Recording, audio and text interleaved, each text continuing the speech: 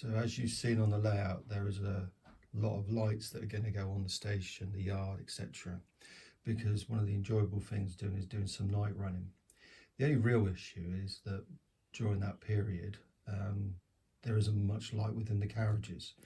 So one of the jobs I'm doing at the moment is starting to put the lighting strips within the carriages.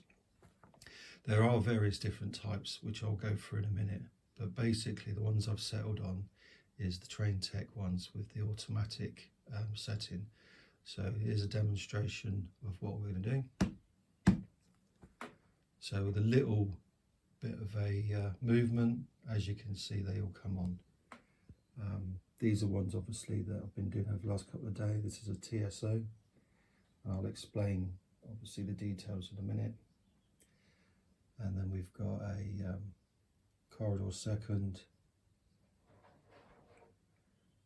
a CK, so you've got the second class and then the first class, and then a BSK at the back, which is the brake second.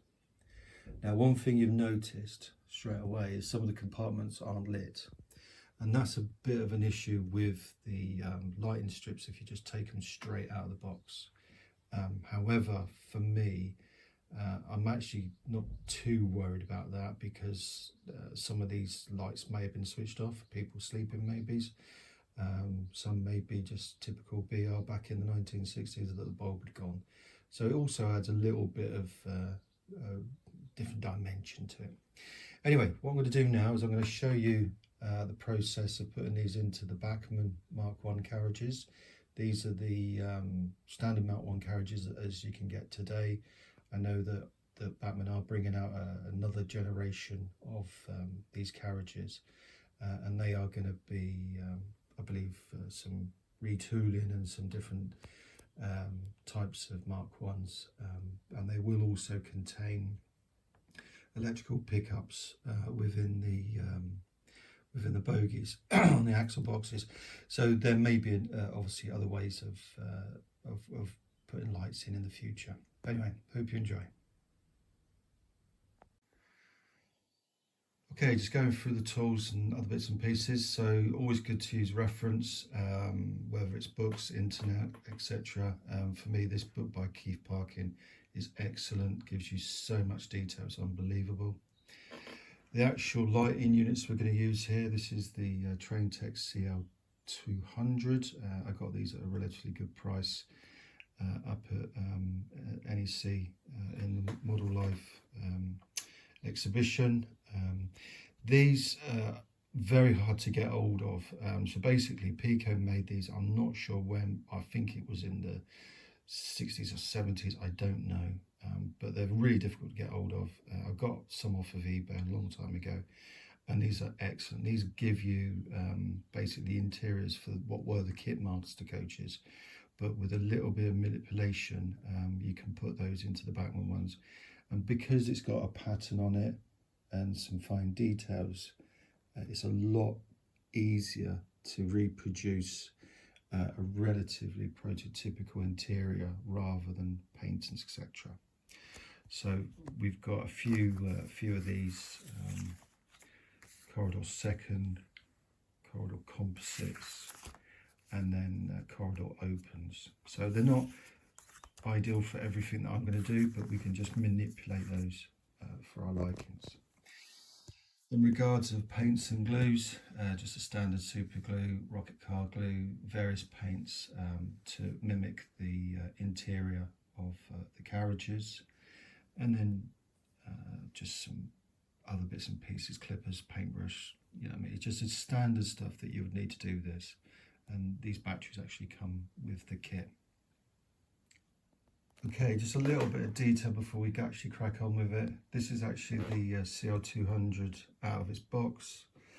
The way it works, obviously the battery holder is there, and there's a little bit of componentry there which has got some type of sensor for movement or vibration. That in effect activates it, and then you've got 1, 2, 3, 4, 5 LEDs. Now the instructions say you can break these and move these apart. For some of the carriages in the future I might do that. That requires some soldering, which is not a problem, but for what I want to do, I'm just going to carry on using these as the standard sizes. And obviously if you're using a short carriage, for example, you can cut these down. The instructions are really good, so it's quite simple. And for me, there was a decision whether to go for a DCC type of controller to control the lights, which would have been ideal really, just literally press a button and they'll come on. But again, they would have all needed a chip, and you would have all had to get wiring off of the axles up into the system, which on, as you know, on some of these older Bachmann carriages, that would have required contacts onto the actual shaft itself, which can be done, and there's lots of ways of doing that. But yeah, I decided to go for this system, which in effect is operated by movement. It means obviously every time you hit the baseboard, for example, they might come on, but it's not too much a problem, and those batteries aren't exactly really expensive.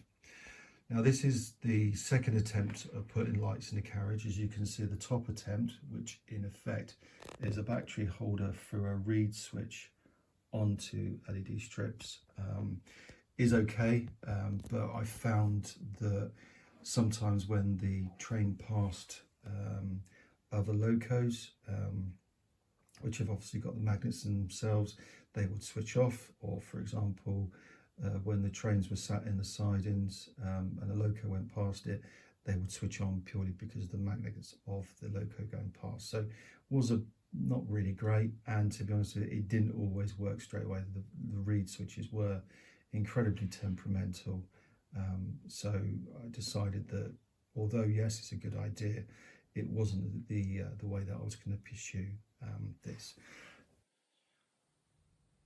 Okay, so the first thing we do is remove the bogies. I'm not going to go into complete and utter detail on every stage. I'm just going to go through the relevant parts. Now, as you can see, one of the biggest issues I found with the Bachmann bogies and the bodies is that the actual screws are incredibly tight. I've already stripped down 2 of the screws, and it really is quite annoying. Now these, I don't know if these are soft metal or what they are, but they are just an absolute nightmare. So just be really careful when you're taking these off. Not necessarily the bogies. The bogies have generally been okay. I'm quite surprised at that one. It was a bit tight. Again, that one's a bit tight as well. Okay, so strangely, after everything I just said there, those screws come out really easy. So although I've damaged the head slightly on the bogie screws, the actual screws for the body itself came off with no issues at all. As I said, we're working in a quite a stable area, so I've just literally put the bogies and the screws together just over here. Generally, if you're working, or normally what I would normally do is just have like a little container to put all of my screws, etc. in. Okay, so the next thing to do is to remove the pipes at the end of the carriages. So literally just get your tweezers in there and just tease those up. Don't try and put too much pressure on those, just tease them up as I've done there, and as you see, they just come off. It is important to take these off because these are attached to the roof, and we are going to be removing the roof panel when we do this. So to say, just tease those off, quite simple. 2 on the other end. This is the FK that we're working on at the moment. Some carriages have 1 of these down pipes on either end. Okay, so those are off now. And now to actually remove all of the body itself. Okay, the body itself comprises of the sole plate at the bottom of the floor basically, and then you've got the 2 ends. So again, with a bit of time and patience, just pull those apart. Don't try and force it, and if it needs a little bit of encouragement, just small little movements of encouragement to help it out.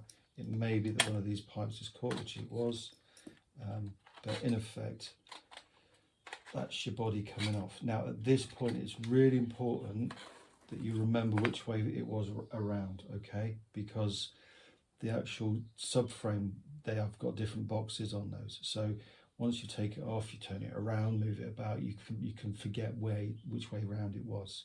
So it's really important just to put a little mark on the carriage and on the plate, so when you put it back together again, it's okay. The last thing you want is a rivet counter saying that your carriage under chassis is the wrong way round. So all I'm going to do, yeah, we'll just put a little X there and a little X there to symbolise that. And then what we can do is potentially put a little X on the inside of the carriage, something that you're not going to see, but just gives you that ability to remember which way around. Remove the metal plate, but don't forget to put that back in again. In regards of the underframe, you don't need to do anything with that at the moment.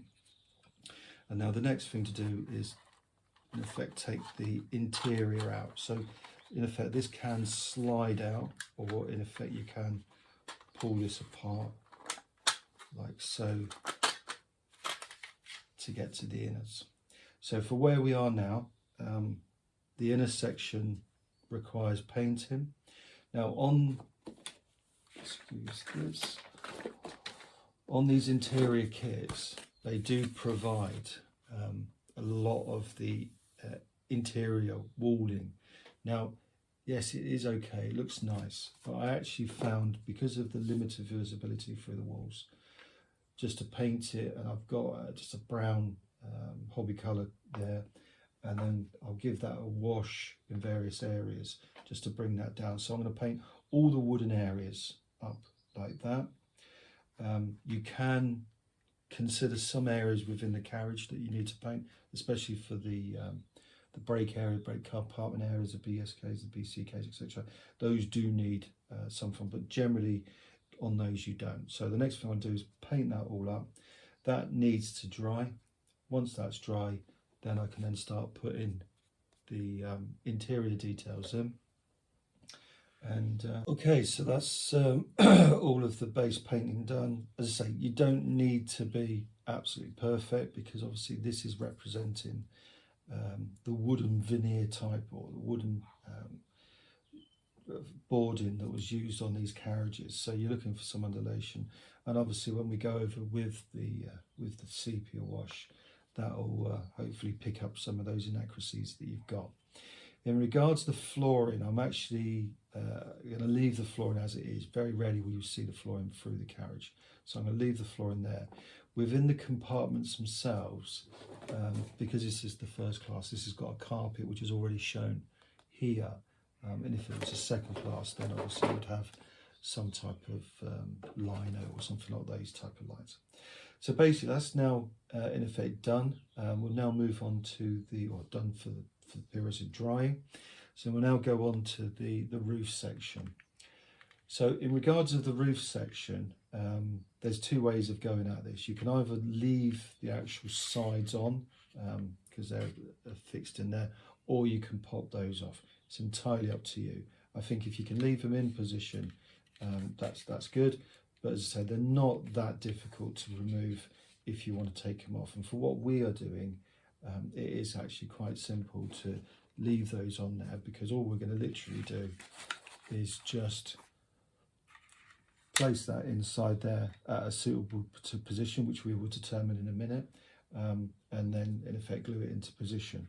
There was one other item that I forgot to mention, which is silver foil.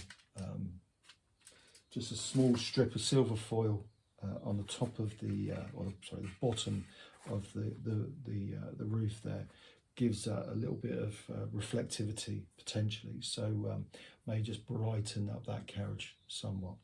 So while that's drying, I'll move on to do the foil. Okay, so that's the silver foil put in position. Just want to show you now some of the issues that we've got, obviously, with the lighting strip, and because it's only got the 5 in effect lights, and in effect there's 7 compartments, we do have a bit of an issue. So we've got to understand exactly where this lighting strip needs to be positioned in regards of the compartments themselves, purely because the depth of especially the battery holder here, means that we will need to do some body work to these compartments. One of the other things that I'm looking at as well is actually just trimming some of these compartments right down to just above this level here, and then there may be some light spill that will come across from the light and through. So that's something we need to look at. Now for this carriage, obviously if it was a TSO it wouldn't matter because it's open and you can just put it where you want. For this carriage, and same as if you've got a brake carriage as well, position of this and trying to remove the least amount is the preferable option. Now going back to what I said earlier in regards of these strips, we could to a certain extent cut one of these down and basically put a light in every single carriage, and then lots of wiring going between the two, and then literally connect it up to this unit. However, this unit can only be broken just past that point there. So even if we do put that onto here as it stands at the moment, you may get away with it. But as I say, for what I'm going to do on this one, I'm just going to leave it as it is, and maybe in the future I will decide to do that. Okay, so I did some major body work. I'm not sure if you'll be able to pick up on that, but I've removed the top of all of these compartments. As I say, when you look into some of the other carriages I've done, you can't actually physically, unless you're looking up there, see that. I just filed off those tops to make them a little bit tidier, but they're a bit rough, they're a bit ready, but it doesn't matter, you're not necessarily going to see them. In regards to the light now, so put the battery in, fired up, works okay. I'm just going to leave that for the 4 minutes it states to make sure it goes off. The last thing you want to do is obviously glue that into position and do all of the other works to then realise that it doesn't switch off because there's an issue. So let's just let that go off and see how it goes. So now we've got all of the seats, and I've put some passengers in there, as you can see, trying to give a bit of a idea of people travelling. Obviously this is first class, so you wouldn't expect hundreds and hundreds of people in there, but a bit of a representation. So now to start putting it all back together again, and I've checked the light works fine, so it's just a case now of affixing that to the underside of the roof and then put it all back together and see how we get on. So as I said earlier, it's really important to understand where you're going to position this strip in relationship to the actual carriage itself. So what I'm thinking, put it somewhere slightly in that area there. That means that we're going to get all of the compartments with some light. Maybe this one here and this one here, maybe not as bright, but what I've done, I've put more passengers in the areas where I want to see that. So all it is now is just a case of offering that up to the carriage, making sure, remembering it's the right way around. So there's the door, which would be about there, so we know that that in effect will sit across like that, so it's the right way around, and then just moving this into position, so just lining that up there, making sure that's right, looking at where it's going to go, giving a little bit of a mark there, not too mathematically correct, but just roughly, and we'll fix that there. Okay, so now we've put the interior back into the actual body. Just a final check to make sure there's nothing untoward, no marks or anything like that that can be rectified now. As I say, it's going to be a lot of work to obviously take it all apart and then put it all back together again. So just looking at the coverage of the lights, it's as expected. One of the compartments is well lit, and the others are slightly dimmer, and that's purely because of, obviously, as I said before, the the position of those LEDs. Okay, let's put it all back together again and see what it looks like. Okay, so all back together again. Didn't take long. It'd be interesting to understand exactly how sensitive this switch is, because I don't really want it going off every time, and there is a lot of movement on the layout. But as I say, quite dark at the moment inside there. A little bit of movement, and there you go. The lights come on. So overall, yeah, I'm impressed by it. There are limitations. As you can see, both of the vestibules are very, very dark, purely because there's no light getting into there. But out of the 7 compartments, all 6 are well lit, and I would say 1, which is like the second from the right there, is a little bit dimmer. But again, as I said before, some of these carriages you could turn the lights off anyway, so I'm not too worried. It's not uniformly blasting out there like modern LED lights in new modern trains, but overall good. I think there's a lot of improvements that can be made to this system. The actual whole idea of it, and the fact that it's self-contained and is triggered by movement, and obviously it will switch itself off after a while. It's about 4 minutes, as it says on the paperwork. Some of them a little bit longer, some of it a little bit less. So in regards to difficulty, that's my finger again, sorry. In regards to difficulty, yeah, it's not too difficult. I think for me, when you actually look into each of the compartments, it's really set off because you've got that material look from those Kitmaster, or Pico Kitmaster, I should say, interiors, which really do set it off. And as I say, I got some off of eBay. I'm not sure if there's any left at all, to be honest with you. Just turn it around to show you the side reflection there. So yeah, so I'm quite pleased the way that the woodwork has actually turned out, getting away from that Bachmann just really dark brown, which is completely wrong anyway. So that does work quite well. So yeah, overall I would say relatively an easy job.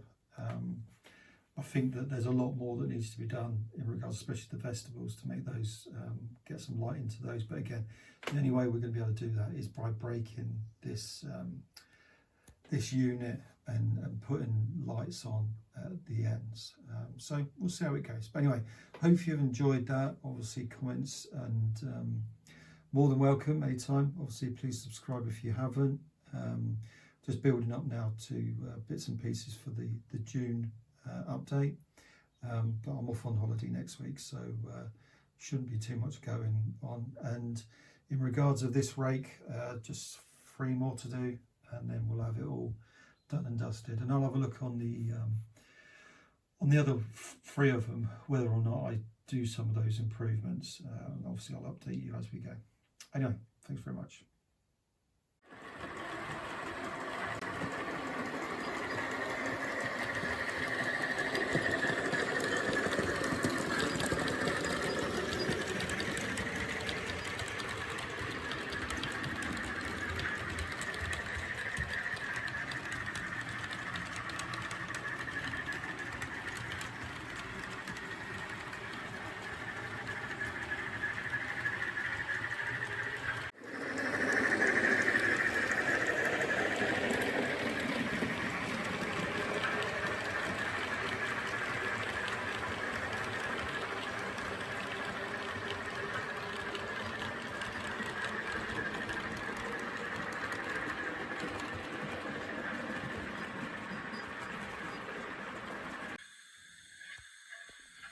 So this is the BCK, so you can see the first class compartments in there now, with some passengers. Second class in there again with passengers. So that light brown colour really come up quite well with the weathering over it. Again, this is the CK with the first, second and then the first. The RU, and as you can see, I just painted the seats, and there's a a few passengers in there talking, etc. So this is the FK. As you can see, that light brown really goes very well in the carriage, matches all of the seat behinds, and as you can see, there is quite a good distribution of light throughout now the carriage. Moving on to the BSK, and hopefully you can just make out, obviously I've removed the plastic insert from the Bachmann Mk1 and put in some mesh and some proper doors. Really makes it a damn sight better. And then moving on to the carriages, again, as I said in the previous video, there are some of the compartments that are quite dark, and that's not unusual. Some people have turned the lights out at night to get a little bit of sleep. Then moving on to the, I think it's a second, no, it's not a C car, I think it was a second corridor compartment. And then we've got the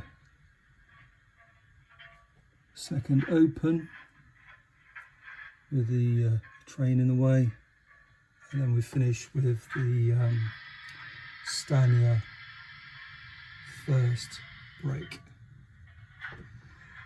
So I'm really quite pleased with the outcome of this. It gives enough light, and as I say, with that automatic switching off, means that you are protecting the battery. The only thing that I have noticed is that the tail light appears to be on constantly, so I'm not sure if that is what's meant to happen, but I will obviously just check to see. I'm sure I've wired it up correctly because it's not too difficult. You just literally stick the two prongs in there, but I feel that obviously that will cause issues with the batteries, especially in that final carriage, meaning the battery might run down quicker than the other carriages. So overall, yeah, good. I've enjoyed it. It did take a while. I think obviously through the progression of this small project, it's enabled me to look at how I do it slightly different and speed it up for the other projects. But the overall outcome is good, and I'd say hopefully if you've got something out of this, that's great. Obviously comments welcome, obviously please subscribe, and thank you very much for watching.